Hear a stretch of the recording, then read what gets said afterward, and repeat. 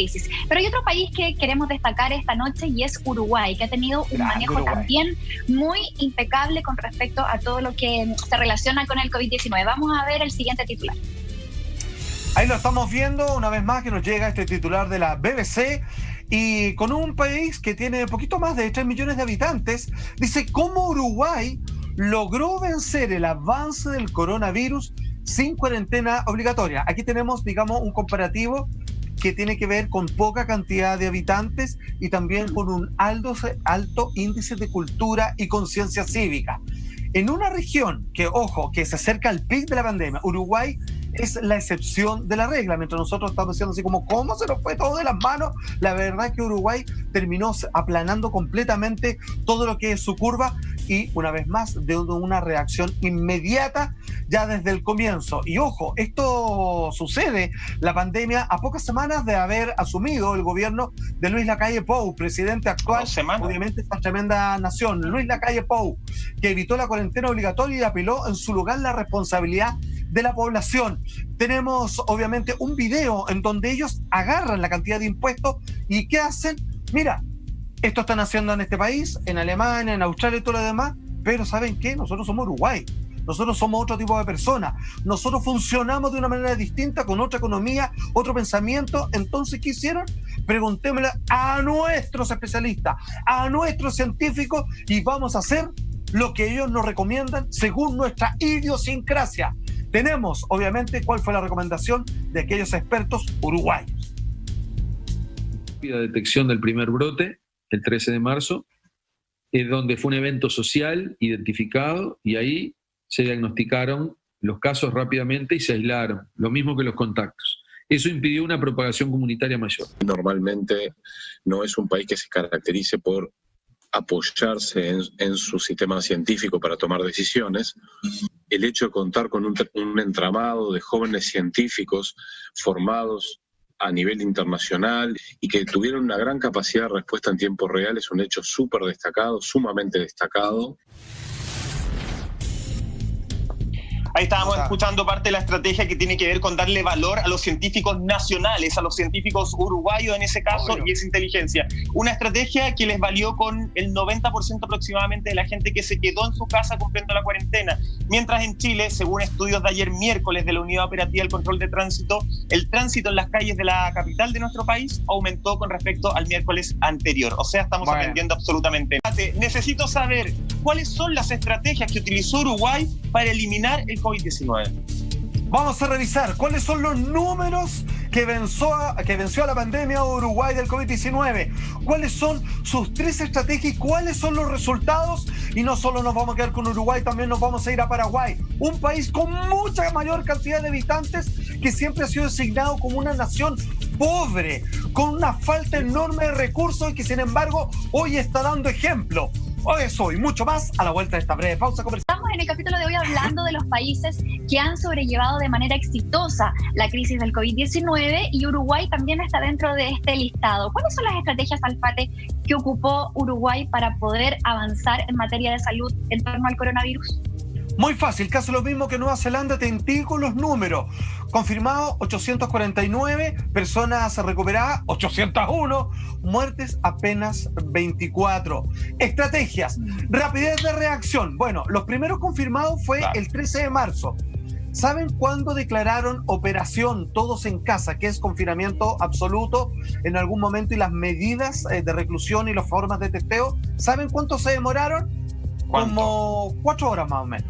El mismo día partió. 4 horas. El mismo día, aproximadamente. Salen las noticias, se hace cadena nacional y dicen, bueno, dado que comenzó a suceder el COVID-19 en nuestra nación, nos vamos de inmediato. Se cerraron fronteras, se suspendieron clases de inmediato, no hay eventos masivos y todas las actividades no esenciales quedaron suspendidas de por vida, digamos, hasta que ya finalmente ya se aplanó completamente la curva y comienzan ya un poco a retomar sus actividades Uruguay.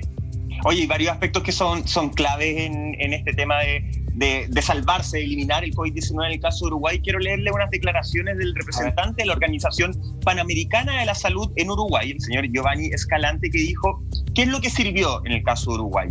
Y él resume en varios puntos. Dice, primero, el nivel sostenido de inversión pública en salud por más de 15 años. Ojo con ese punto. Uruguay además tiene una ventaja comparativa respecto a otros países por su solidez institucional, tradición democrática y cívica con credibilidad relativamente importante en sus dirigentes, una fuerte presencia del Estado en campos como salud, seguridad social, sistema educativo y capacidad de regulación del sector privado. Hay algo que es clave, me parece, y que tiene que ver con el sistema de salud que tiene Uruguay, que es un sistema de salud universal, donde todos tienen acceso. Y hay algo que los expertos... Parejito para todos. Parejito para todos, efectivamente, y hay algo que los expertos hablaban de que sirvió muchísimo, que son estos llamados médicos de la familia, que pertenecen a la salud primaria, justamente, lo que uno podría hablar acá en nuestro país trayéndolo a Chile, una especie de spam, por ejemplo, pero además los médicos de la familia están en terreno. Y ellos iban a las casas a ver a los pacientes, a los posibles COVID-19, y gran parte del testeo que realizaban, lo realizaban en las casas estos médicos de la familia. Entonces no era necesario ir a exponerse a un centro de urgencia a hacer este testeo, y acá en Chile lo podías hacer en tu casa, pero te cobran un ojo de la cara, hay que decirlo. Acá tiene que ver con la salud primaria de Uruguay, que fue esta primera línea que sin lugar a dudas logró frenar, más allá de la cantidad de integrantes que tenga Uruguay, que también es bajita, de ciudadanos, logró frenar rápidamente el COVID-19 porque hay una inversión en salud desde siempre.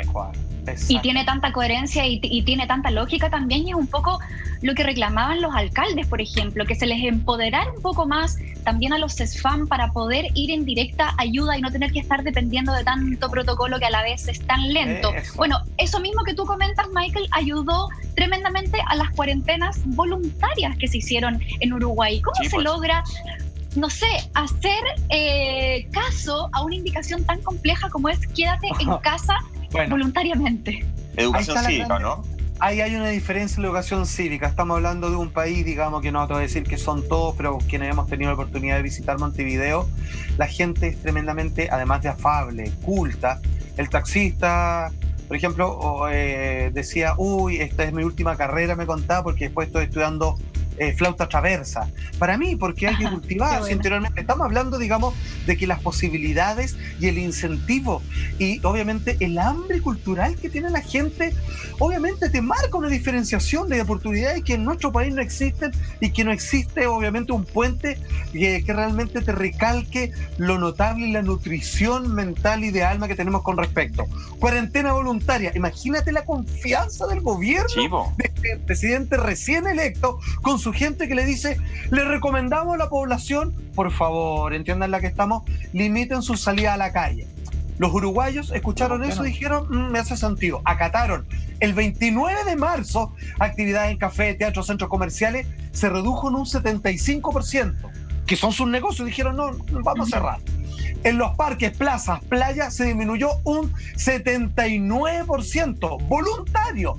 No había nadie paqueando a nadie, sino que fue todo voluntario. Y según el reporte de Google Mobility, una plataforma que informa su desplazamiento en distintas comunidades, estos números son absolutamente ciertos. ¿Y quién fue? ¿Con fuerza militar? ¿Con partes? ¿Con multa? ¿Con ¿cómo se llama? ¿Amenaza de cárcel? No, simplemente fue una solicitud y la gente dijo, me parece coherente, así que lo vamos a hacer por las propias nuestras. Salfate, y una estrellita adicional además a Uruguay que no es menor, comparte frontera con Brasil. Y de hecho hay una ciudad de Uruguay que es La Ribera, que comparte una frontera que es imaginaria con una ciudad de Brasil. Que justamente las personas se pueden trasladar de un lado a otro porque solamente una frontera, una línea terrestre imaginaria. Y esa ciudad de Brasil tiene contagios. De hecho, hace poquito salió un poco. Entonces Uruguay no ha perdido la lógica, no ha perdido el cuidado y están muy atentos con la ciudad de La Ribera. No es menor, están al lado de uno de los países con mayor contagio en nuestra zona geográfica. Exactamente. Y finalmente lo que hicieron, al igual que Nueva Zelanda, de inmediato todos los funcionarios públicos, el ministerio parlamentario, etcétera, se rebajaron un 20% su sueldo. Y inmediatamente se generó una recaudación de $12 millones al tiro. ¿Y a dónde fueron a parar? ¿A canastas familiares? No. Fueron al grupo de científicos para mitigar de inmediato, aplanar lo más rápido posible, obviamente, la curva. Y la verdad es que ya el 1 de junio se reanudaron, producto de todas estas medidas, obviamente, el regreso a las clases de forma gradual, criterio los propietarios de negocios que se quieren volver tomando las medidas de seguridad, ya es completamente posible, y 400 obreros volvieron a trabajar ya en este gran país con poquito más de 3,4 millones de habitantes. Te pasaste. Ahora, no es el único. Paraguay, esto hay que ponerle mucha atención, porque estamos hablando de países que tienen más o menos resuelta su vida. Nueva Zelanda, Uruguay, la gente, todo bien. Paraguay, finalmente, que uno dice siempre tienen problemas económicos, hay muchas carencias de todo tipo, y atención con este titular que es para no creerlo, hay mucho que aprender. Coronavirus, esto nos llega de Cooperativa, coronavirus, Paraguay cumple un mes sin muerte ninguna en ese país y va incluso, ya se siente en la confianza de reabrir sus restaurantes, querido amigo. Te pasó, la verdad, solo 11 personas fallecieron en esta nación. Imagínate, de que menos esperaba, están dando clase, cancha, tiro y lado a todas las demás naciones. Oye, una tremenda lección que nos da Paraguay, un país con muchos menos recursos que Chile, y eso demuestra que no solamente basta con tener mucha disponibilidad de camas críticas, sino que también hay que analizar la estrategia completa. De hecho, mira, el gobierno de Paraguay destinó... a eso iba, mira, el gobierno de Paraguay destinó solo 1.600 millones de dólares.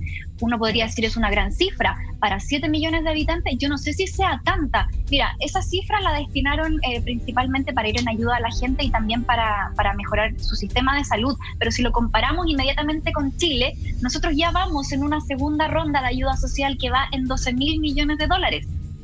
Considerando que ya han habido otras ayudas anteriores que claramente no han sido suficientes, y yo no sé si estos 12.000 millones tampoco van a resolver, por supuesto, toda la problemática que estamos viviendo. La comparación que quiero hacer es que nosotros sí tenemos más recursos y aún así no hemos podido bajar esta curva y poder salir de este pic que nos tiene tan complicado, ¿cierto? Entonces también ahí tiene que ver, yo creo, con una gestión buena de las lucas, del presupuesto que hay.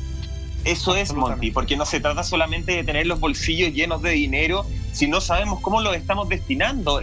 Casos muy terrenales, muy aterrizados acá en Chile. Pasó cuando empezaron los primeros bonos por COVID-19, que había personas que llevaban años viviendo fuera de Chile, años, que en Chile nunca tuvieron una mala situación económica y que denunciaban por las redes sociales que les estaba llegando el bono, que les estaban avisando que eran acreedores del bono, mientras personas literalmente se estaban muriendo de hambre porque no tenían bono ni cómo alimentar a 5, 6, 7 hijos. Entonces, una cosa es tener el dinero, otra cosa es, ¿nos interesa al FAT de tener ese dinero para decir, oye, estamos poniendo lucas, o nos interesa que ese dinero llegue a las personas que realmente lo necesitan?